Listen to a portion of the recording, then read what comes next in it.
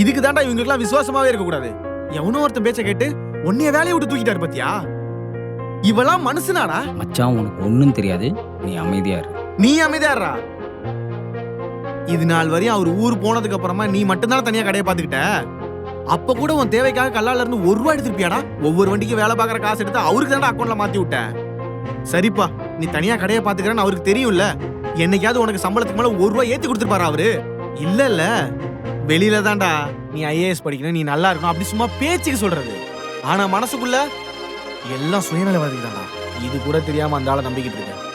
டேய், என்னன்னு தெரியாம பேசாதடா. ஏன் ஓனர் அப்படிப்பட்ட ஆள் கிடையாது. இந்த ஓனருக்கு சொம்பு தூக்குற வேலையெல்லாம் என்கிட்ட வச்சுக்காத. எனக்கு என்ன எதுவும் தெரியாதுன்னு நினைச்சுக்கிட்டு இருக்கியா?